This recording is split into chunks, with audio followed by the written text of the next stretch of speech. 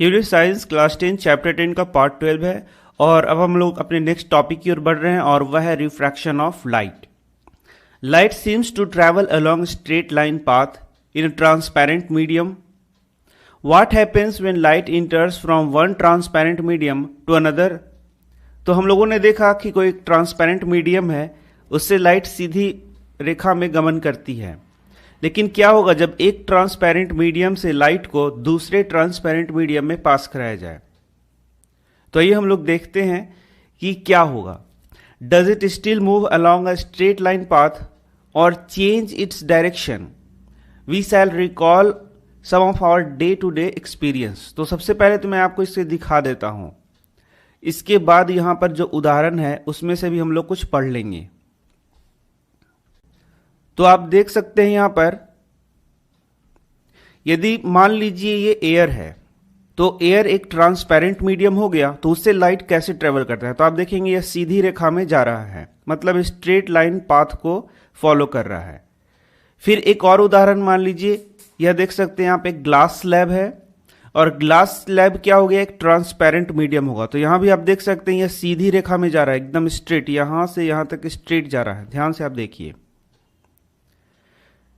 फिर यदि आप मान लें एयर को एक ट्रांसपेरेंट मीडियम, तो यहां फिर से आप देख सकते हैं एक स्ट्रेट लाइन में जा रहा है, यदि यहां से निकल रहा है तो स्ट्रेट लाइन में जा रहा है।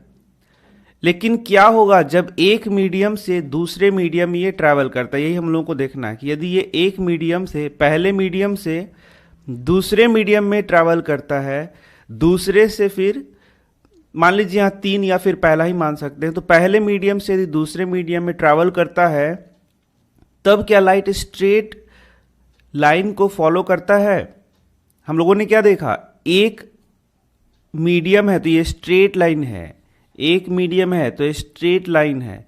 लेकिन जब एक से दूसरे में गया तो देखिए यह स्ट्रेट लाइन इस प्रकार से जाना चाहिए था, लेकिन यह इधर मुड़ गया। इसका मतलब क्या हो गया कि यदि लाइट एक मीडियम से दूसरे मीडियम में जाता है तो अपना स्ट्रेट लाइन को फॉलो नहीं करता है, वह कुछ बेंड कर जाता है। आप देख सकते हैं यहां कुछ ये बेंड कर रहा है। मैं कुछ और उदाहरण दिखाता हूं आपको। तो यहां आप देख सकते हैं यदि ये दो मीडियम है, मीडियम 1 एंड मीडियम 2, तो लाइट जब आ रहा है तो शुरू में तो ये स्ट्रेट लाइन में ही चल रहा है, क्योंकि ये एक ही मीडियम है इसलिए स्ट्रेट लाइन में है। लेकिन जैसे ही एक मीडियम से दूसरे मीडियम में जाता है, ये अपने पाथ को फॉलो नहीं करता है। ये इसका पाथ होना चाहिए था, लेकिन इस पाथ को ये फॉलो नहीं करता, थोड़ा सा बेंड हो जाता है। इसे ही हम लोग कहते हैं रिफ्रैक्शन ऑफ लाइट। तो और भी बहुत सारे उदाहरण हैं रिफ्रैक्शन ऑफ लाइट के, पहले मैं आपको उनको दिखा देता हूं। आप यहां देख सकते हैं, यदि एक पानी से भरे हुए बाउल में आप एक पेंसिल को रखेंगे तो देखेंगे कि आप ये टेढ़ा आपको दिख रहा है। आप देख सकते हैं यहां पर इसका अपीयरेंस क्या दिख रहा है, टेढ़ा। पेंसिल एक्चुअली में कहां था, यहां पर, लेकिन आपको कहां दिख रहा है, यहां पर। ऐसा क्यों हो रहा है? तो यह हो रहा है रिफ्रैक्शन ऑफ लाइट के कारण। कुछ और उदाहरण देख लेते हैं। यहां आप देखेंगे एक पानी भरे बाउल में आप देख सकते हैं एक सिक्का को डाला गया है, लेकिन सिक्का का अपीयरेंस आप देख सकते हैं कहां दिख रहा है ये, या इस प्रकार से समझे कि सिक्का यहां है तो इसका अपीयरेंस यहां दिख रहा है। कुछ भी आप यहां पर मान सकते हैं, क्योंकि एक्चुअली आपको पता नहीं है कि कहां पर है सिक्का। तो कहने का यह मतलब है कि इसका अपीयरेंस ये जहां है वहां से हट के दिख रहा है, अपने पोजीशन से हट के दिख रहा है। और ये क्या शो करता है, रिफ्रैक्शन ऑफ लाइट शो करता है। यहां भी आप एक उदाहरण देख सकते हैं, ठीक उसी प्रकार से एक बाउल है, उसमें पानी रखा गया है और उसमें एक नींबू या फिर आप एक ऑरेंज को डालते हैं तो वो लगता है कि कुछ ऊपर की ओर है। तो यह भी किस चीज का उदाहरण है, रिफ्रैक्शन ऑफ लाइट का उदाहरण है।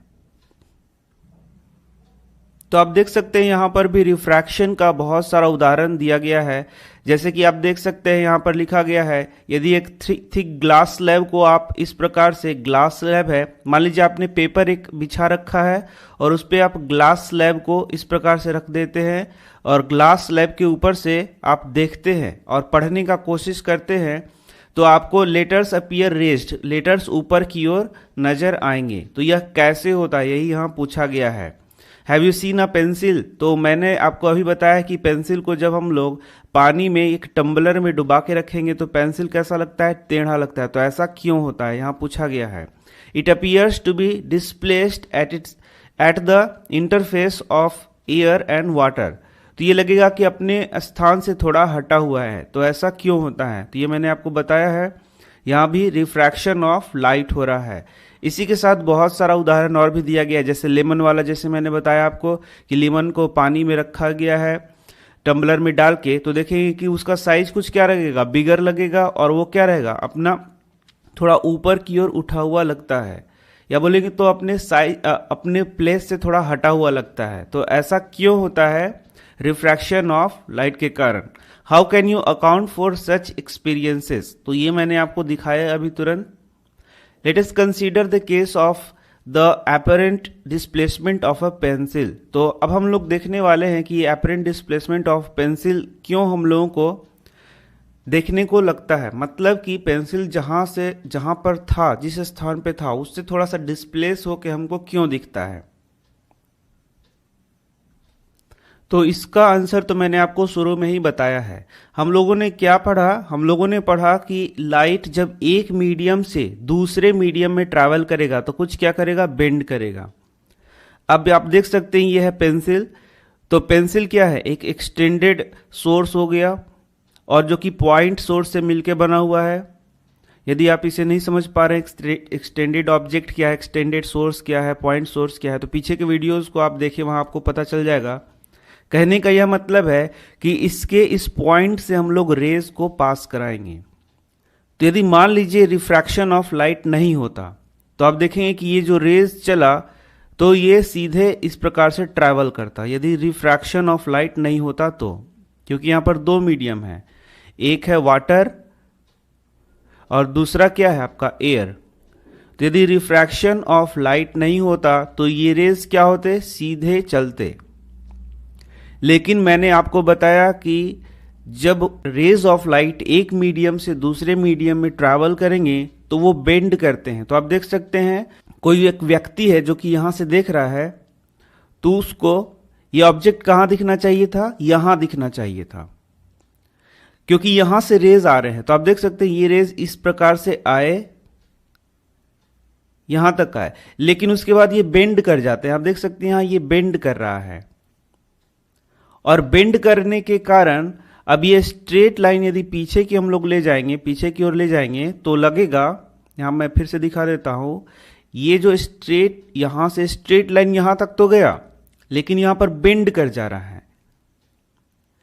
यदि ये स्ट्रेट लाइन यहां से पहुंचता और सीधे इस प्रकार से पहुंचता, और यदि यहां से कोई देखता तो उसको यहां पर ऑब्जेक्ट दिखता, लेकिन एक्चुअली में ऐसा हो नहीं रहा है, क्योंकि यहां पर रेज ऑफ लाइट क्या कर रहे हैं? बेंड कर रहे हैं, रिफ्रैक्शन ऑफ लाइट के कारण, जिस कारण से ये लाइट देख सकते हैं आप इधर की ओर बेंड कर रहा है।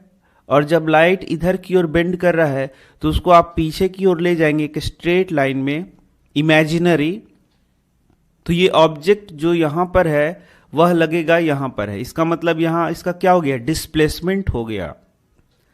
इसी कारण से ये जो पेंसिल है, जो कि है यहां एक्चुअली में, लेकिन हम लोगों को क्या लग रहा है? यहां पर। ठीक इसी प्रकार यदि आपके पास एक कॉइन आपने यहां डाला तो दिखेगा कहां? यहां पर। तो मतलब अपना इसका पोजीशन क्या लगेगा? आपको चेंज लगेगा। इसी को हम लोग कहते हैं रिफ्रैक्शन ऑफ लाइट। तो यहां पेंसिल के केस में आपको यह एक्सप्लेन करना था। तो आप देख सकते हैं इसको यहां पर डिस्क्राइब भी किया गया है। The light reaching you from the portion of the pencil inside water seems to come from a different direction. तो जो लाइट आपके आंखों तक पहुंचता है वो कुछ अलग डायरेक्शन से आता हुआ लगता है। एक्चुअली में ये गया था इधर से, आप देख सकते हैं, लेकिन लगता है ये किधर से गया था? इधर से। इसलिए ये पेंसिल है यहां पर, लेकिन आपको कहां लग रहा है? यहां पर। ये मैंने आपको दिखाया। This makes the pencil appear to be displaced at the interface. तो यही कारण है कि जिससे कि पेंसिल थोड़ा डिस्प्लेस दिखता है। Does a pencil appear to be displaced to the same extent if instead of water we use liquids like kerosene और टर्पेंटाइन। तो अब यहाँ आपको देखना है कि अभी आपने वाटर यूज किया, वाटर की जगह और अलग अलग प्रकार के मटेरियल को आप यदि यूज करेंगे, जैसे कि बहुत सारे मटेरियल हो सकते हैं, केरोसिन हो सकता है, टर्पेंटाइन हो सकता है, बहुत सारे अलग अलग मटेरियल यूज करेंगे, तो आप देखेंगे कि ये जो बेंडिंग ऑफ लाइट हो रहा है, किसी में ज़्यादा होगा और किसी में क्या होगा, कम होगा। मतलब किसी में आपको डिस्प्लेसमेंट ज़्यादा लगेगा, किसी में डिस्प्लेसमेंट क्या लगेगा, कम लगेगा। You will find that the extent of the effect is different for different pair of media। इसका सिंपल सा मतलब है कि यदि लाइट एक मीडियम से, पहला मीडियम है, यहां पर पहला मीडियम मान लीजिए, पहला मीडियम से दूसरा मीडियम में यदि ट्रैवल करता है, लाइट पहले मीडियम से दूसरे मीडियम में ट्रैवल करता है, तो बेंडिंग ऑफ लाइट होता है। वह किस पे निर्भर करता है, दोनों मीडियम पे भी निर्भर करता है कि लाइट किस मीडियम से किस मीडियम में जा रहा है।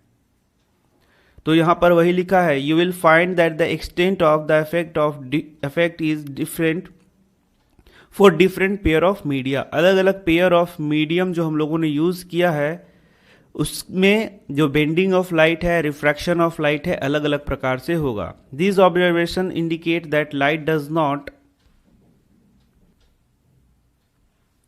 travel in the same direction in all media. It appears that when traveling obliquely from one medium to another, the direction of propagation of light in the second medium changes. This phenomena is known as refraction of light. तो इसे ही हम लोग क्या बोलते हैं, refraction of light. तो यहाँ से सबसे पहला आपका प्रश्न हो गया, what is refraction of light. तो हेल्प बुक में बड़ा आसान शब्दों में इसका डेफिनेशन दिया गया है, तो आप वहाँ से याद कर लेंगे। आपको एनसीईआरटी तो सिर्फ ये समझना है कि इसमें क्या लिखा हुआ है, अदरवाइज आप तो हेल्प बुक से पढ़ते हैं, बहुत सारे स्कूल में बहुत सारे वीडियोस से पढ़ते हैं। मैं आपको बहुत सारे वीडियोस बताऊंगा यूट्यूब पे, जहां भी आप पढ़ सकते हैं और इनको आसानी से समझ सकते हैं। तो आप सभी चीज़ों का मदद लें, हेल्प बुक का मदद लें, वीडियोस का मदद लें, स्कूल में टीचर्स का मदद लें। और यहाँ मैं एनसीईआरटी को आपको डिस्कस कर दे रहा हूँ, तो इसमें जो बातें लिखी गई हैं वो भी आपको समझ में आ जाएंगी, तो आप 100% मार्क्स एग्ज़ाम में प्राप्त कर सकते हैं। तो यहाँ पर रिफ्रैक्शन ऑफ लाइट मैंने अपने शब्दों में बताया आपको, जब लाइट एक मीडियम से दूसरे मीडियम में ट्रैवल करता है तो वो क्या करता है, बेंड करता है। यही फिनोमेना क्या है, रिफ्रैक्शन ऑफ लाइट। तो इसे आप हेल्प बुक से अच्छी तरीके से लिख सकते हैं। इसके बाद कुछ एक्टिविटी दिया गया है जो कि उतने काम का तो है नहीं, लेकिन आप यदि चाहें तो उसको कर भी सकते हैं। Place a coin at a bottom of a bucket filled with water. तो ये मैंने आपको दिखाया है कि किस प्रकार से पानी से भरे बकेट में आपको क्या लेना है, एक कॉइन को डाल देना है। मैंने अभी दिखाया था बाउल में, और फिर आपको इसको पकड़ने का कोशिश करना है। Try to pick up the coin in one go. Did you succeed in picking up the coin. तो आप देखेंगे कि आप आसानी से इसे नहीं पकड़ पा रहे हैं। तो इसका मतलब क्या है कि कॉइन कहीं और है और आपको दिखता कहीं और है। इस प्रकार से इस एक्टिविटी को आप कर सकते हैं। इन सब से कोई भी प्रश्न एग्जाम में नहीं पूछा जाता है। प्रश्न आगे से पूछा जाता है, बहुत सारे न्यूमेरिकल से प्रश्न पूछा जाता है, तो आप उस पर ज़्यादा फोकस करें। डेफिनेशन पे पूछा जाता है, और इसका जो उपयोग है या फिर बोलें कि एप्लीकेशन है, उस पर बहुत सारे प्रश्न पूछे जाते हैं। तो वहाँ पर मैं आपको बताते जाऊँगा क्या क्या प्रश्न एग्जाम में पूछे जाते हैं। तो मिलते हैं आपसे नेक्स्ट वीडियो में। धन्यवाद। ये वीडियो साइंस क्लास 10 चैप्टर 10 का पार्ट 13 है, और इसके पहले के पार्ट को आप जरूर देखें। वहाँ पर रिफ्रैक्शन ऑफ लाइट के इंट्रोडक्शन को मैंने आपको बताया है। और अब कुछ एक्टिविटी यहाँ पर आप देख सकते हैं दिया गया है, जो कि उतना सिग्निफिकेंस का नहीं है। इसे समझने के लिए आप कर सकते हैं। इसके पहले के वीडियो में मैंने आपको बताया भी है कि यह क्या हो रहा है। तो जैसे कि एक आपको बॉल लेना है और उसमें क्या करना है, कॉइन डाल देना है। कॉइन को आपको इस प्रकार से रखना है या एडजस्ट करना है कि आप जहाँ भी हो वहाँ से आपको कॉइन ना दिखे, इस प्रकार से। उसके बाद क्या करना है, किसी को बोलना है कि इसमें पानी डाल दो। तो वह जब पानी डालेगा तो धीरे धीरे पानी का लेवल ऊपर आता जाएगा, और कुछ देर बाद देखेंगे कि ये कॉइन आपको विजिबल होने शुरू हो गया है। पहले आपको यह नहीं दिख रहा था, लेकिन अब आपको यह दिखना शुरू हो गया है। तो यह है refraction of light. Refraction of light के कारण इसका पोजीशन बदल गया, और इसका पोजीशन जब बदला तो आपको आंख से विजिबल हो गया। ठीक यही प्रकार का फिनोमेना हम लोग आगे के चैप्टर में पढ़ेंगे। वहां पर हम लोग देखेंगे कि किस प्रकार से सन, ये अर्थ है, तो किस प्रकार से हम लोग देखेंगे कि यदि आप यहां पर खड़े हैं तो किस प्रकार से एटमॉस्फेरिक रिफ्रैक्शन के कारण ये जो सन है वह पहले ही हम लोगों को ऊपर नजर आने लगता है। मतलब सूर्योदय हुआ नहीं है और हम लोगों को सन अपीयर होने लगता है। तो ये होता है आपका एटमॉस्फेरिक रिफ्रैक्शन के कारण। तो यहां से आपका प्रश्न पूछा जाता है। तो आप देख सकते हैं इसको पहले ही यहाँ एक्टिविटी में दिखाया गया है, लेकिन हम लोग इसको आगे पढ़ेंगे पूरा डिटेल में कि कैसे एटमॉस्फेरिक रिफ्रैक्शन होता है, कैसे सूर्योदय के पहले ही सन हमें दिखना शुरू हो जाता है, या फिर यह भी देखें कि कैसे सूर्यास्त हो जाता है फिर भी सन हमको दिखता ही रहता है। तो ये दोनों बात हम लोग पढ़ेंगे आगे के चैप्टर में, या फिर बोले कि आगे के टॉपिक्स में। The coin become visible again on pouring water into the ball. The coin appears slightly raised above its actual position due to refraction of light. तो यहाँ भी आप देखेंगे रिफ्रैक्शन ऑफ लाइट के कारण कॉइन ऊपर की ओर दिखना शुरू हो जाता है, या बोलेंगे अपने एक्चुअल पोजीशन से थोड़ा हट जाता है, जिसके कारण जो कॉइन आपको नहीं दिख रहा था वह कॉइन आपको दिखना शुरू हो जाता है। तो जैसे मैंने बताया एटमॉस्फेरिक रिफ्रैक्शन के कारण हम लोग देखेंगे कि सूर्योदय हुआ नहीं है, लेकिन सूर्य हम लोगों को दिखना शुरू हो जाता है। तो ये सारी बातें हम लोग पढ़ने वाले हैं, इससे एग्जाम में प्रश्न भी पूछे जाते हैं। यहाँ एक और एक्टिविटी आप देख सकते हैं, इसको आप स्वयं से ही कर लें, कुछ खास करना नहीं है। यहाँ पर आपको एक इंक से एक लाइन खींचना है और इस पे ग्लास स्लैब को अलग अलग डायरेक्शन में रख के इसको देखना है। एक डायरेक्शन आप इस प्रकार से देख सकते हैं जो मैं बता रहा हूँ आपको, ये आपने इंक का लाइन खींच दिया, फिर आपको इसके ऊपर एक ग्लास स्लैब रखना है, इसको एक नॉर्मल मानते हुए। फिर आपको ऊपर से देखना है कि ये कुछ पोजीशन इसका चेंज हो रहा है या नहीं हो रहा है।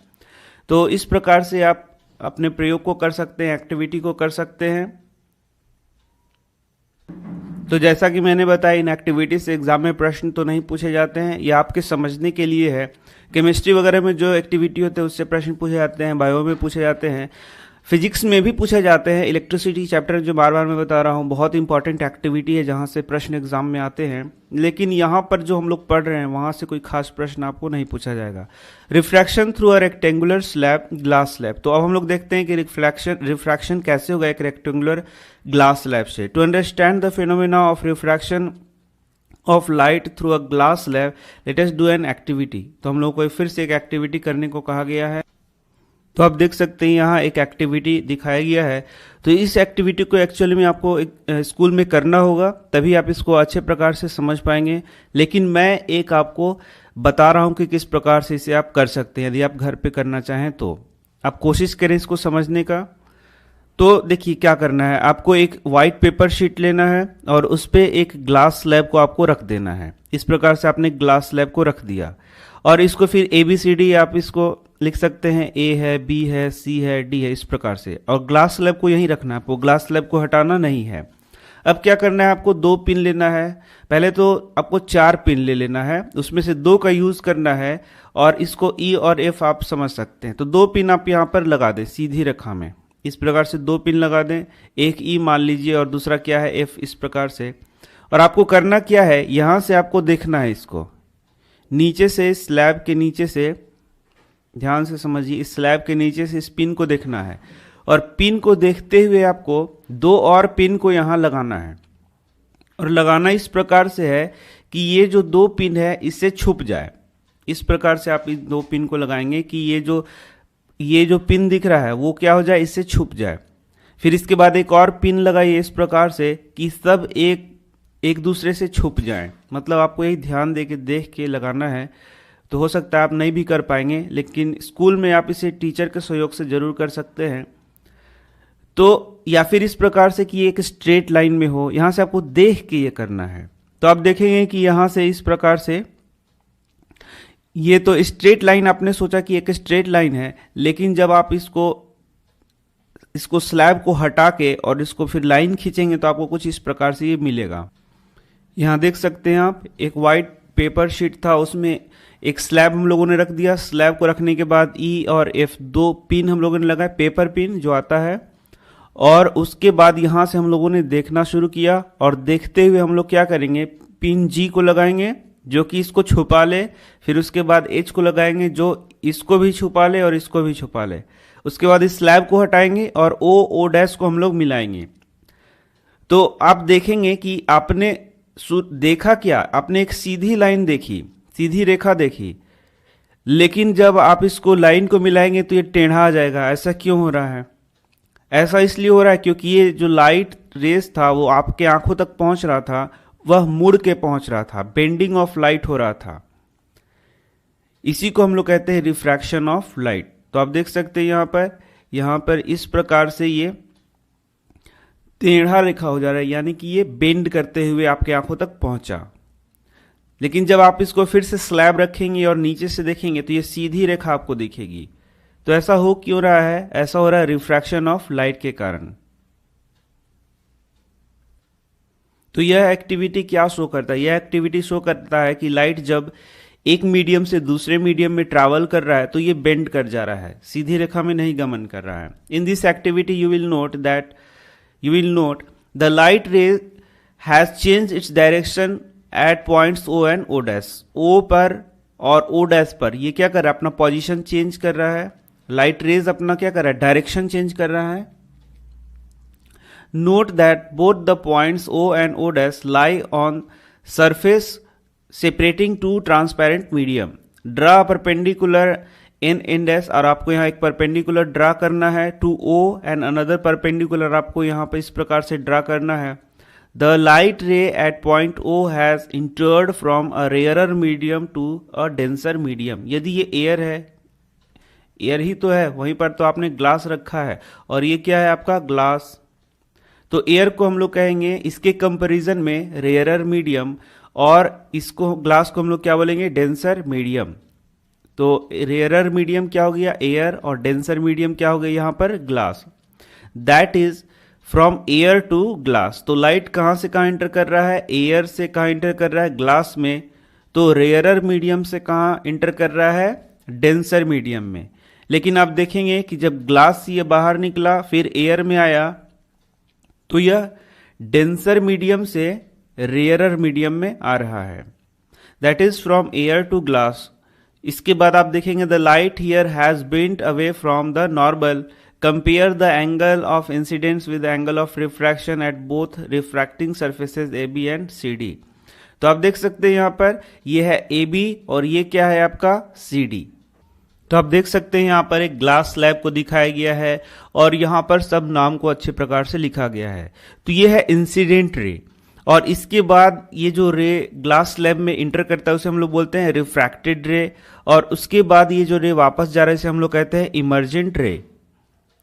फिर आप देख सकते हैं यहाँ एंगल ऑफ ये हो गया इंसिडेंस, आई को हम लोग बोलते हैं एंगल ऑफ इंसिडेंट, आर को बोलते हैं एंगल ऑफ रिफ्रैक्शन, और इसके बाद आप देख सकते हैं ये आर दोनों बराबर है, और इसके बाद ये जो बाहर निकल रहा है उसे हम लोग बोलते हैं एंगल ऑफ इमर्जेंस, और ये जो एंगल ऑफ इमर्जेंस है आई के बराबर होता है। और देखेंगे आप यदि इसको आगे बढ़ाया जाए तो ये पैरेलल हो जाता है। इस प्रकार से देखेंगे यदि इस ग्लास स्लैब को ऐसे कर दिया जाए तो ये जो रे है इस प्रकार से ये देखेंगे ये क्या आपका इमर्जेंट रे है, और ये इसको इस प्रकार से यदि हम लोग आगे बढ़ाएं तो उसके क्या हो जाएगा? पैरेलल हो जाएगा। इन फिगर 10.10 आप देख सकते हैं E O is the incident ray. E O को हम लोग क्या बोल रहे हैं? Incident ray. मैंने अभी आपको तुरंत बता दिया है। O dash is the refracted ray. O dash क्या है आपका? रिफ्रैक्टेड रे है। And O dash H is emergent ray. तो इंसिडेंट रे मैंने बता दिया, रिफ्रैक्टेड रे हो गया, इमर्जेंट रे हो गया, अच्छे से मैंने आपको बताया है अभी। You may observe that the emergent ray is parallel to the direction of the incident ray. यदि ये इंसिडेंट रे को इस प्रकार से आगे निकाल दिया जाए तो ये जो इमर्जेंट रे है उसको क्या हो जाएगा? पैरेलल होगा। ऐसा क्यों होगा? यहां से एक प्रश्न आता है, why emergent ray is parallel to the direction of incident ray. तो यहां इस प्रश्न का आंसर आपको दिया गया है, The extent of bending of rays of lies at the opposite parallel faces। ये जो देखते हैं आप opposite parallel faces है, AB है, और ये क्या है? CD। ये opposite parallel faces है। And CD of rectangular glass slab is equal and opposite। ये equal होता है और opposite होता है, यही कारण है। This is why the ray emerges parallel to the incident ray। यही कारण है कि ये जो light ray है वह parallel हो रहा है। फिर से मैं बता दूं, You may observe that the emergent ray is parallel to the direction of incident ray। जो emergent ray है वह इमर्जेंट रे ये वाला हो गया आपका, वह जो है सो इंसिडेंट रे के पैरेलल क्यों होगा? क्यों? Because the extent of bending of रे ऑफ लाइट, जिस एक्सटेंट में रे ऑफ लाइट बेंड कर रहा है इसके अपोजिट पैरेलल फेसेस में, वह क्या है? इक्वल भी है और अपोजिट है। These are equal and opposite, ये इक्वल और अपोजिट हैं। इसी कारण से this is why the ray emerges parallel to the incident ray. तो यही आपको आंसर यहां लिख देना है। इसका और भी बहुत अच्छा से आंसर लिखा हुआ आपको मिलेगा यदि आप अदर हेल्प बुक से लिखें तो।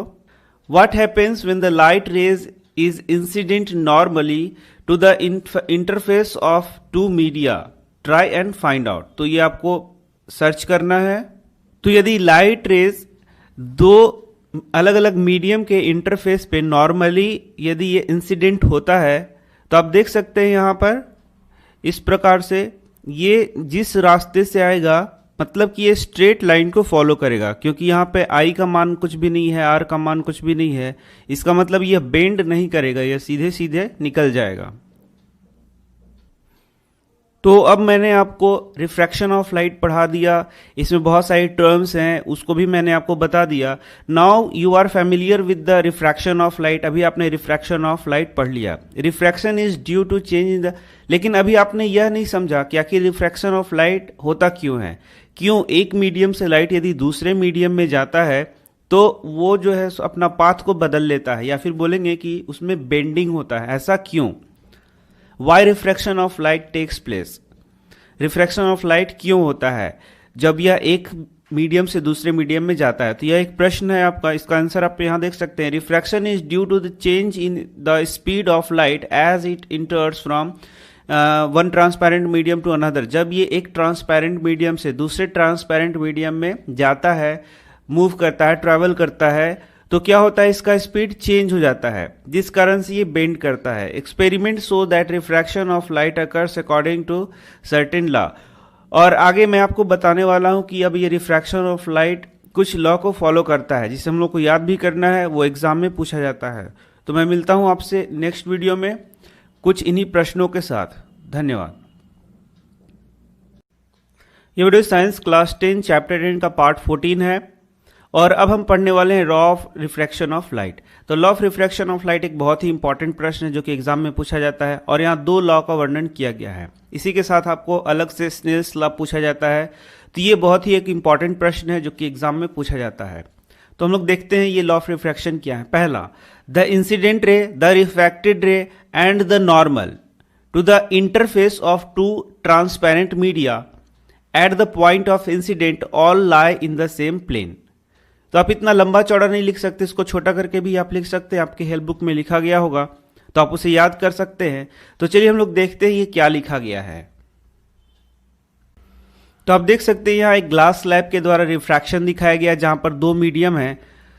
तो जो पहला लॉ हम लोग को बताता है वह बताता है कि इंसिडेंट रे, आप देख सकते हैं ये है इंसिडेंट रे और ये है रिफ्रैक्टेड रे और ये है नॉर्मल और ये पॉइंट ऑफ इंसिडेंस। तो बोलता है कि ये तीनों एक ही प्लेन में होने चाहिए। एक प्लेन कहने का मतलब क्या है, मैं आपको कोशिश कर रहा हूं समझाने का। स्कूल में आपको ये अच्छे प्रकार से समझाया जाएगा। एक प्लेन में होने का मतलब है कि मान लीजिए यह पेज है तो यह एक ही प्लेन में हुआ। मतलब क्या हुआ, इस प्रकार से लाइट आ रहा है तो इधर जा रहा है तो ये एक प्लेन में हो गया। अब मान लीजिए इस प्रकार से लाइट आया और आपकी ओर आ गया, आपकी ओर आ गया ये लाइट, मतलब आपके आंखों की ओर ये लाइट आ रहा है। मतलब मान लीजिए कि स्क्रीन से आपकी ओर जब लाइट आ रहा है तो फिर एक प्लेन नहीं हुआ, ये दो प्लेन हो गया। एक तो आपके तरफ आ रहा है, मान लीजिए आपके तरफ ये लाइट आ रहा है, या मान लीजिए आपके स्क्रीन के पीछे की ओर लाइट जाने लगा, आपके स्क्रीन के पीछे की ओर यह लाइट रे जा रहा है, तो फिर इसको हम लोग एक प्लेन नहीं मानेंगे। एक प्लेन कहने का मतलब क्या है कि ये स्क्रीन पे ही रह रहा है, सिर्फ स्क्रीन पे। इधर से आपने किया तो ऐसे स्क्रीन पे, चाहे जैसे भी जा रहा है, तो उसे ही हम लोग एक प्लेन मानते हैं। जैसे मैंने लॉ ऑफ रिफ्लेक्शन में बताया था, इस प्रकार से आया और इस प्रकार से आया, स्क्रीन पे ही ये हो रहा है यदि काम, तो इसे हम लोग क्या कहते हैं, एक प्लेन। अब मान लीजिए ये इस प्रकार से आया और ये आपकी ओर आ गया, तो हम लोग बोलेंगे कि अब एक प्लेन नहीं है, ये क्या हो गया, दो प्लेन हो गया। तो स्कूल में आपको अच्छा से ये समझाया जाएगा। मैंने कोशिश किया आपको बताने का। मेरे पास अभी मैं विजुअली तो आपको नहीं बता सकता, इसी स्क्रीन पे ही बताना होता है। तो चलिए हम लोग देखते हैं क्या ये बोलता है। तो इंसिडेंट रे, रिफ्रैक्टेड रे और ये हो गया नॉर्मल। तो पॉइंट ऑफ इंसिडेंस पे ये तीनों क्या होंगे, एक ही प्लेन में होंगे। ऐसा नहीं कि ये इधर आ रहा है तो ये आपकी ओर अब आ गया या स्क्रीन के पीछे जाने लगा, तो उसको एक प्लेन हम लोग नहीं मानते हैं। तो आप देख सकते हैं ये दूसरा law, the ratio of the sine of angle of incidence to the sine of angle of refraction is a constant. तो साइन आई बटा साइन आर क्या होगा, एक कांस्टेंट होगा। साइन आई बटा साइन आर कहने का मतलब क्या हो गया, ratio of sine of I to the ratio of sine of R for the light of a given colour and for a given pair of media. This law is also known as Snell's law of refraction. इसी को हम लोग क्या बोलते हैं, Snell's law. तो ये सबसे फेमस प्रश्न है जो कि इस चैप्टर से पूछा जाता है, व्हाट इज स्नेल्स लॉ। तो आप इसको लिख सकते हैं इस प्रकार से। तो अब हम लोग देखते हैं कि ये क्या बता रहा है। तो आप देख सकते हैं ये एंगल ऑफ इंसिडेंस है और ये एंगल ऑफ रिफ्रैक्शन है। लेकिन एंगल ऑफ इंसिडेंस और एंगल ऑफ रिफ्रैक्शन का आपको रेशियो नहीं निकालना है, आपको इससे साइन आई का मान निकालना है और इससे आपको क्या निकालना है, साइन आर का मान निकालना है। और फिर ये क्या होता है, कांस्टेंट होता है। इसे ही हम लोग बोलते हैं स्नेल्स लॉ। तो आप बोलेंगे कि ये साइन आई क्या हुआ, साइन आर क्या हुआ। यहां तो हम लोग सिर्फ आई देख पा रहे हैं, आर देख पा रहे हैं। तो ये साइन आई हो गया, जैसे आपने ट्रिग्नोमेट्री में पढ़ा हो गया, sine theta, cos theta, tan theta, इसका मान पढ़ा होगा। तो आपने जो साइन थीटा वहां पढ़ा है, उसी साइन थीटा को यूज करके हम लोग यहाँ साइन आई निकालते हैं और साइन आर निकालते हैं। तो आप बोलेंगे कि सर मुझे तो ये समझ में ही नहीं आ रहा है कि यहाँ से साइन आई कैसे निकलेगा, साइन आर कैसे निकलेगा। तो ये आपको यहाँ समझ में भी नहीं आएगा क्योंकि आपको यहाँ समझाया नहीं गया है। आप इसे क्लास 12 में पढ़ेंगे कि किस प्रकार से हम लोग साइन आई निकालते हैं, साइन आर निकालते हैं, किस प्रकार से रेशियो निकालते हैं। वहां आपको डिराइव करना होगा। 10th में आपको कोई भी इक्वेशन डिराइव नहीं करना है, आप सीधे सीधे याद करते जाइए इन सारी चीजों को। तो आप देख सकते हैं यहां पर आपका लिखा है, if I is the angle of incidence and R is the angle of refraction then sine I बटा sine R is equal to constant. यही क्या है, स्नेल्स लॉ है। This constant value is called the refractive index of the second medium with respect to the first medium. तो हम लोग क्या बोलेंगे, इस कांस्टेंट को रिफ्रैक्टिव इंडेक्स बोलेंगे, जिसको यहां पर आगे आप देख सकते हैं बहुत अच्छा से वर्णन किया गया है। तो रिफ्रैक्टिव इंडेक्स क्या बोलता है, refractive index of the second medium with respect to the first medium. तो रिफ्रैक्टिव इंडेक्स आप जब भी निकालेंगे तो सबसे पहले आपको समझना पड़ेगा कि रिफ्रैक्टिव इंडेक्स होता क्या है, तभी इस लाइन को आप अच्छा से समझ पाएंगे। तो जब भी आप रिफ्रैक्टिव इंडेक्स निकालेंगे तो देखेंगे कि यहाँ पर कंपेयर करके हम किसी के रिस्पेक्ट में ही रिफ्रैक्टिव इंडेक्स निकालते हैं। इसी कारण से यहाँ पर लिखा हुआ है कि सेकेंड मीडियम का रिफ्रैक्टिव इंडेक्स हम लोगों ने निकाला है with respect to first medium. तो ये क्या होता है पूरा डिटेल हम लोग आगे पढ़ रहे हैं। तो चलिए हम लोग नेक्स्ट टॉपिक की ओर बढ़ते हैं और ये है refractive index. The refractive index, you have already studied that a ray of light that travels obliquely from one transparent medium to another will change its direction in the second medium। तो आपने क्या देखा है, यदि एक हम लोग slab ले लेते हैं, मतलब कि ये ग्लास स्लैब है, तो ये अलग अलग मीडियम हो गया, यह है एयर और ये क्या है, ग्लास। तो आप देखते हैं कि यदि कोई रे सीधा जाता है तब तो ये अपना रास्ता चेंज नहीं करता, माने मतलब कि वह स्ट्रेट लाइन को फॉलो करते हुए निकल जाएगा। लेकिन जब ऑब्लिकली इस प्रकार से कोई रे यहां इंटर करेगा तो देखेंगे कि यह अपना पाथ को क्या कर देता है, बदल देता है। मतलब कि ये इस प्रकार से मैं बना देता हूं, इस प्रकार से ये अपने पाथ को बदल देता है। इंटर किया इंसिडेंट रे और ये क्या हो गया, इमर्जेंट रे। आप देख सकते हैं ये क्या हो गया, रिफ्रैक्टेड रे। तो ये जो अपना पाथ को चेंज करता है एक मीडियम से, जब ये दूसरे मीडियम में इंटर करता है ऑब्लिकली, ये बात आप ध्यान रखें, यदि सीधा ये इंटर करता है तो सीधा निकल जाता है, ये मैंने आपको बताया था। लेकिन ऐसा क्या है कि ये जब ऑब्लिकली इंटर करता है तो ये मुड़ जाता है। तो ये हम लोगों ने एक प्रश्न भी किया था इसके पहले कि इसके स्पीड में चेंज आता है जिसके कारण ऐसा होता है। तो यहां पर अब हम लोग देखने वाले हैं कि रिफ्रैक्टिव इंडेक्स आखिर क्या बताता है। The extent of the change in direction that takes place in a given pair of media is expressed in terms of refractive index.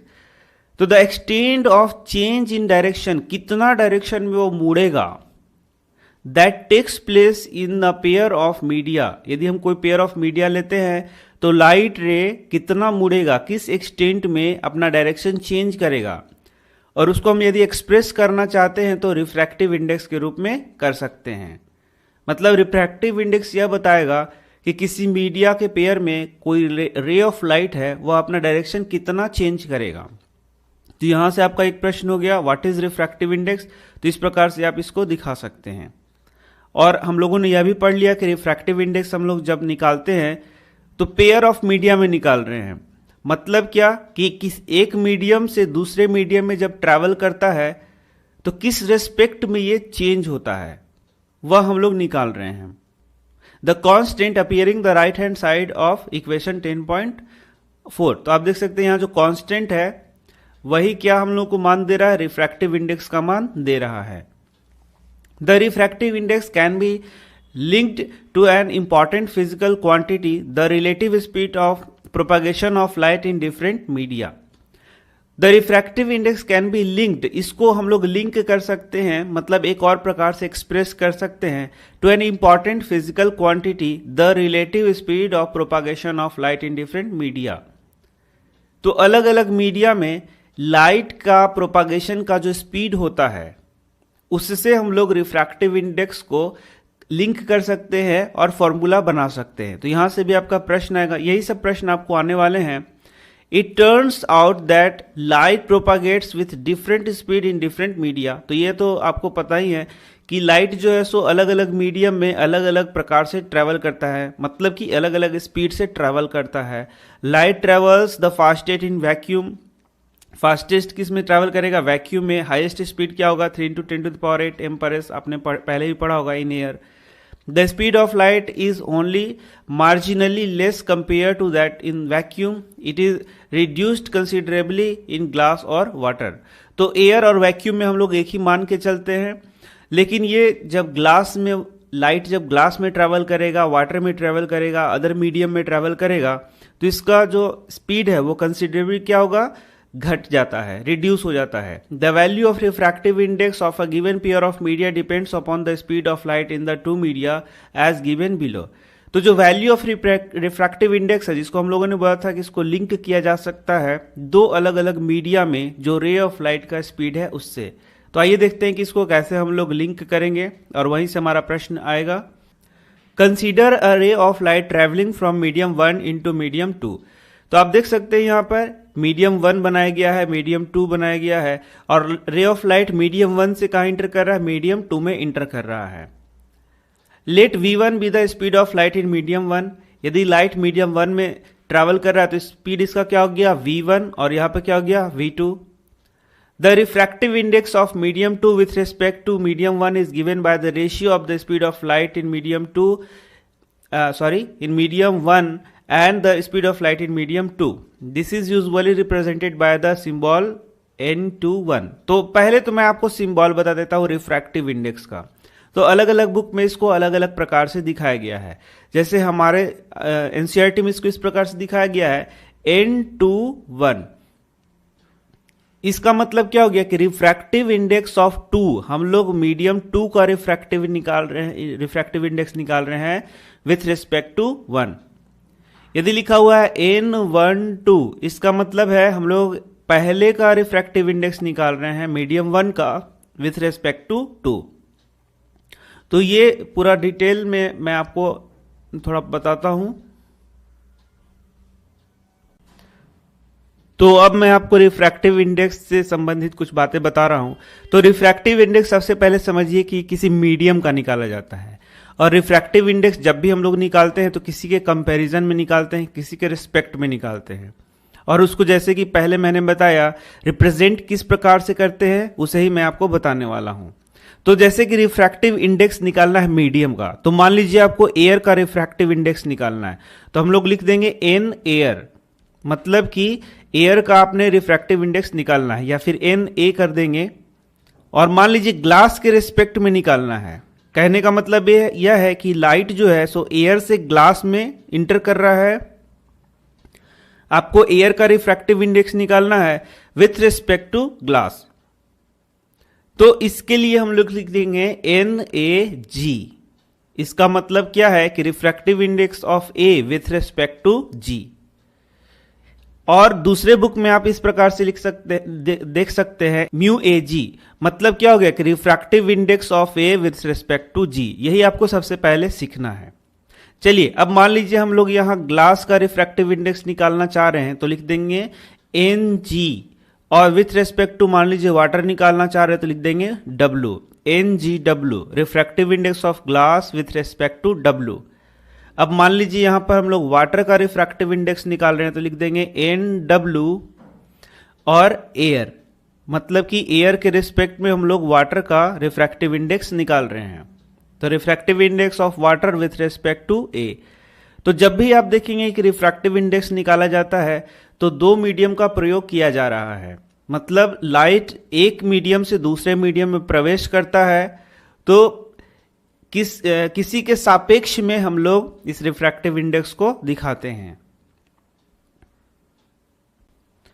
तो मैंने आपको बता दिया कि रिफ्रैक्टिव इंडेक्स को कैसे दिखाते हैं। तो यहां पर आप बताइए कि ये n2 का मतलब क्या हो गया।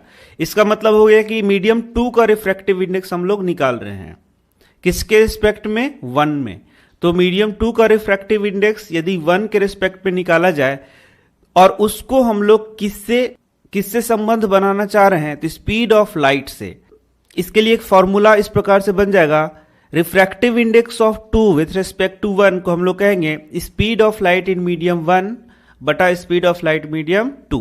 या इस प्रकार से लिख सकते हैं n21 is equal to v1 बटा v2। ये हो गया आपका एक फॉर्मूला। तो मैंने जो बताया था आपको, यहीं से आपका प्रश्न आएगा कि n21 बराबर क्या हो गया, v1 बटा v2। Refractive index of 2 with respect to 1 क्या हो गया, v1 बटा v2। मतलब कि speed of light in medium 1 बटा speed of light in medium 2। By the same argument the refractive index of medium 1 with respect to 2। तो अब आप लिख के दिखाइए refractive index of 1 with respect to 2। तो ये क्या हो गया, इसको हम लोग n12 इस प्रकार से लिख सकते हैं, और इसे हम लोग क्या दिखाएंगे, v2 बाय v1। ये क्या हो गया, v2 बटा v1। तो इस प्रकार से आप देख सकते हैं रिफ्रैक्टिव इंडेक्स को हम लोग स्पीड ऑफ लाइट से कैसे एक फॉर्मूला के रूप में प्रेजेंट यहां कर सकते हैं। तो इसे आपको याद कर लेना है। If medium 1 is vacuum or air, then the refractive index of medium 2 is considered with respect to vacuum। तो मान लीजिए कि मीडियम 1 क्या है आपका, वैक्यूम है, तो उससे लाइट फिर किसी दूसरे मीडियम में प्रवेश कर रहा है, तो विथ रेस्पेक्ट टू हम लोग क्या निकालेंगे, vacuum. This is called the absolute refractive index of the medium. तो यही प्रश्न आपका यहां भी पूछेगा, what is the absolute refractive index of the medium. तो यदि लाइट वैक्यूम या एयर से ट्रैवल करते हुए किसी मीडियम में आता है, तो हम लोग जो रिफ्रैक्टिव इंडेक्स सेकेंड मीडियम का निकाल रहे हैं वह वैक्यूम के रिस्पेक्ट में होगा, उसे ही हम लोग क्या बोलेंगे, एब्सोल्यूट रिफ्रैक्टिव इंडेक्स। इसका मतलब यदि हम लोग वैक्यूम के रिस्पेक्ट में या एयर के रिस्पेक्ट में किसी मीडियम का रिफ्रैक्टिव इंडेक्स निकालेंगे, उसे हम लोग क्या बोलेंगे, एब्सोल्यूट रिफ्रैक्टिव इंडेक्स। जैसे मैं बता देता हूं, ये वैक्यूम और ये मान लीजिए आपका मीडियम 2 है। तो लाइट 1 से इंटर करके 2 में जा रहा है, और 1 क्या है, वैक्यूम। तो हम लोग लिखेंगे n2 वैक्यूम, मतलब refractive index of 2 with respect to vacuum. और जब विथ रिस्पेक्ट टू वैक्यूम हम लोग निकालेंगे तो इसे ही हम लोग क्या बोलेंगे, एब्सोल्यूट रिफ्रैक्टिव इंडेक्स। या फिर n2 एयर, तो जब रिफ्रैक्टिव इंडेक्स ऑफ 2 निकालेंगे एयर के रिस्पेक्ट में, तो हम लोग इसे क्या बोलेंगे, absolute refractive index of the medium 2। तो इस प्रकार से आप समझ गए। और इसको सिंपली रिप्रेजेंट कर सकते हैं n2 से। n2 एयर हम लोग को लिखने का नहीं जरूरी है, n2 वैक्यूम नहीं लिखने का जरूरी है, हम लोग क्या लिख देंगे, n2। If c is the speed of light in air and v is the speed of light in medium, then the refractive index of the medium nm is given by, तो nm हम लोग देख सकते हैं speed of light in air बटा speed of light in the medium, c by v हम लोग देख सकते हैं। nm कहने का मतलब क्या है? nm कहने का मतलब क्या है कि ये जो मीडियम हम लोग ले रहे हैं उसका रिफ्रैक्टिव इंडेक्स किसके तुलना में? एयर के तुलना में, एयर के रिस्पेक्ट पे। तो हम लोग इसको इस प्रकार से एक फॉर्मूला बना सकते हैं। The absolute refractive index of a medium is simply called its refractive index. इसी एब्सोल्यूट रिफ्रैक्टिव इंडेक्स को हम लोग क्या बोलते हैं? Refractive index. तो जब एब्सोल्यूट रिफ्रैक्टिव इंडेक्स कहा जाए, इसका मतलब लाइट एयर से या वैक्यूम से इंटर कर रहा है किसी मीडियम में। The refractive index of several media, तो यहां पर आप देख सकते हैं बहुत सारे रिफ्रैक्टिव इंडेक्स दिया गया है। From the table you can know that refractive index of water आप देख सकते हैं 1.33 है। This means that the ratio of speed in light in air and the speed of light in water is equal to 1.33। तो अब ये बात आप आसानी से समझ पा रहे होंगे। Similarly the refractive index of ground glass Ng is equal to 1.52। Such data However, you need not memorize the data। आपको ये डेटा याद नहीं रखना है, जब भी इससे प्रश्न पूछा जाएगा। तो जैसा आप देख सकते हैं यहाँ पर absolute refractive index of some material यहाँ पर दिया गया है। मटेरियल मीडियम का नाम दिया गया है, उसका रिफ्रैक्टिव इंडेक्स दिया गया है। मटेरियल मीडियम दिया गया है, रिफ्रैक्टिव इंडेक्स दिया गया है। तो इन मटेरियल मीडियम को, ये जो मटेरियल मीडियम यहाँ आप देख सकते हैं, इनका जो रिफ्रैक्टिव इंडेक्स है उसको आपको याद नहीं करना है। कभी एग्जाम में यदि इससे प्रश्न पूछता भी है तो वहां रिफ्रैक्टिव इंडेक्स आपको मिलेगा। Note from table 10.3 that N optically denser medium में not possess greater mass density. For example, kerosene having higher refractive index is optically denser than water, although its mass density is less than water. तो आप यहां पर देख सकते हैं एक और बात यहां पर बताया गया है, ऑप्टिकली डेंसर मीडियम, जो मीडियम ऑप्टिकली डेंसर हैं, may not possess greater mass density, उनका ज्यादा मास डेंसिटी हो ऐसा नहीं है। तो मास डेंसिटी और ऑप्टिकल डेंसर पदार्थ दो अलग अलग चीज हो गए। जैसे कि एग्जांपल दिया गया है kerosene having higher refractive index, kerosene आप देख सकते हैं रिफ्रैक्टिव इंडेक्स वाटर से क्या है, ज्यादा है, इज ऑप्टिकली डेंसर, ये ऑप्टिकली तो डेंसर है, यदि रिफ्रैक्टिव इंडेक्स ज्यादा होगा तो ऑप्टिकली क्या होगा, डेंसर। जैसे कि जिसका जिसका रिफ्रैक्टिव इंडेक्स ज्यादा है वो ऑप्टिकली क्या होंगे, डेंसर। इसका यह मतलब नहीं हुआ कि उसका मास डेंसिटी भी ज्यादा हो। जैसे आप देख सकते हैं ऑल्दो इट्स मास डेंसिटी, मतलब केरोसिन का जो मास डेंसिटी है वाटर से क्या होता है, कम होता है। तो केरोसिन का मास डेंसिटी अलग हो गया और उसका ऑप्टिकली डेंसर होना या रेयरर होना अलग हो गया। उन दोनों को आप एक साथ मिक्स ना करें। तो अब हम नेक्स्ट टॉपिक की ओर बढ़ेंगे अपने नेक्स्ट वीडियो में, क्योंकि ये बहुत लंबा वीडियो बन गया है। तो मिलते हैं आपसे नेक्स्ट वीडियो में, धन्यवाद। यह वीडियो साइंस क्लास 10 चैप्टर 10 का पार्ट 15 है। तो जैसे कि इसके पहले वीडियो में मैंने आपको रिफ्रैक्टिव इंडेक्स के बारे में बताया, मैंने बताया कि किस प्रकार से रिफ्रैक्टिव इंडेक्स को निकाला जाता है, और साथ ही साथ मैंने बताया कि रिफ्रैक्टिव इंडेक्स किस प्रकार से यह बताता है कि यदि लाइट एक मीडियम से दूसरे मीडियम में ट्रैवल करता है तो वह कितना बेंड करेगा, और यह हम लोग उसके रिफ्रैक्टिव इंडेक्स से पता कर पाते हैं। हम लोगों ने यह भी पढ़ा कि जिसका रिफ्रैक्टिव इंडेक्स कम होगा वह ऑप्टिकली रेयरर होगा, और जिसका रिफ्रैक्टिव इंडेक्स ज्यादा होगा वह ऑप्टिकली डेंसर होगा। तो अभी हम लोग आगे और पढ़ने वाले एक येलो बॉक्स से यहाँ भी बहुत इंपॉर्टेंट प्रश्न पूछे जाते हैं। The ability of a medium to refract light is also express in terms of its optical density.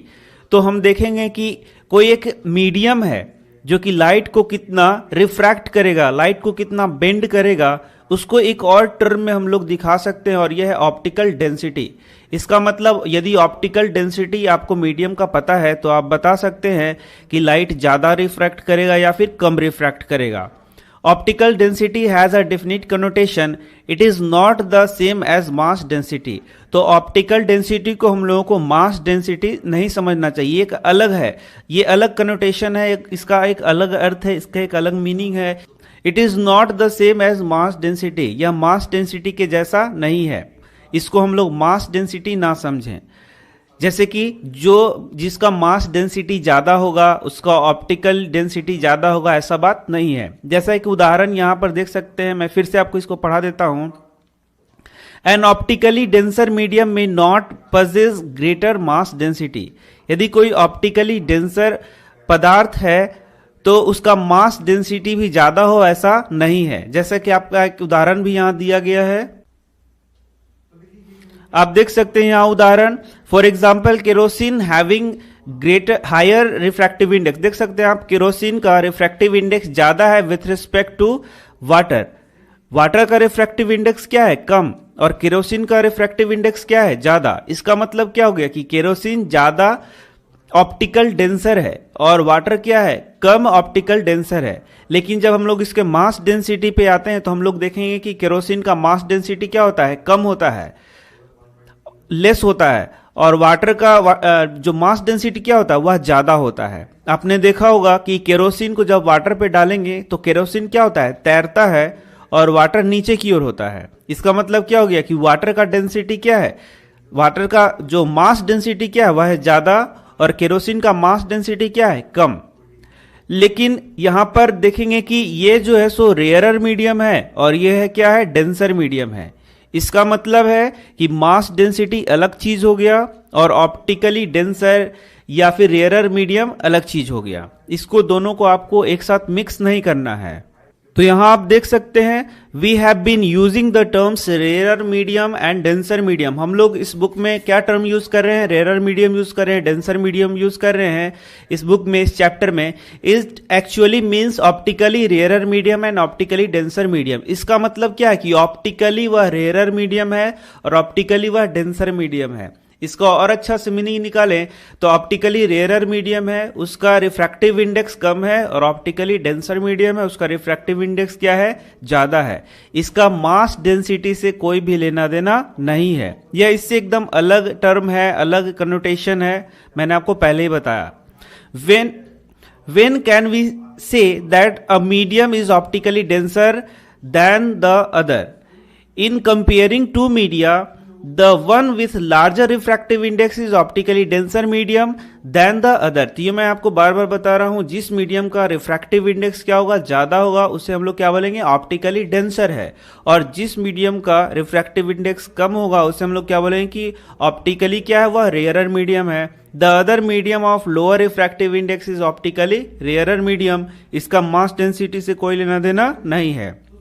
The speed of light is higher in a rarer medium than a denser medium। तो यहां से आप देख सकते हैं बहुत सारा प्रश्न आपको आ सकता है। What is optical density? Optical density किस प्रकार से इसके रिफ्रैक्टिव इंडेक्स पर निर्भर करता है।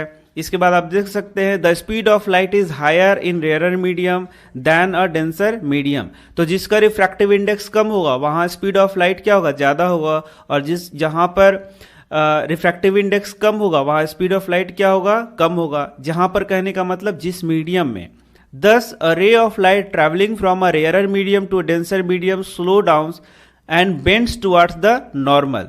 तो आप देख सकते हैं, अब आपको आप यहां पे अच्छा प्रकार से इसको समझ सकते हैं कि आखिर जब लाइट रेयरर मीडियम से डेंसर मीडियम में चलता है तो ये बेंड क्यों कर जाता है? क्योंकि इसका स्पीड क्या हो जाएगा? चेंज। हम लोगों ने पढ़ लिया कि यदि रेयरर मीडियम है तो उसमें स्पीड क्या है? ज्यादा। डेंसर मीडियम में स्पीड क्या है? कम। तो जब रेयरर से डेंसर में आएगा तो स्पीड क्या हो जाएगा? कम। और लाइट का जैसे ही स्पीड कम होगा वो क्या करेगा? बेंड करेगा towards the normal. When it travels from denser medium to a rarer medium, it speeds up and bends away from the normal।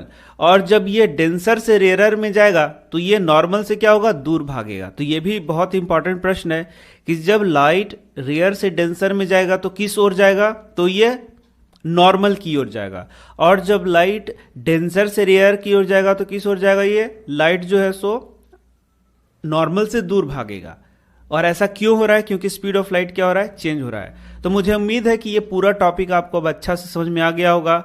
Optical density क्या है, ऑप्टिकल रेयरर मीडियम क्या है, ऑप्टिकल डेंसर मीडियम क्या है, इसके बाद refractive index का इससे क्या संबंध है, मास डेंसिटी का इससे क्या संबंध है। मास डेंसिटी का इससे कोई लेना देना नहीं है। तो इस प्रकार से हम लोगों ने ये सारे टॉपिक्स को पढ़ लिया। अब हम बढ़ेंगे अपने नेक्स्ट टॉपिक की ओर। तो मिलते हैं आपसे नेक्स्ट वीडियो में।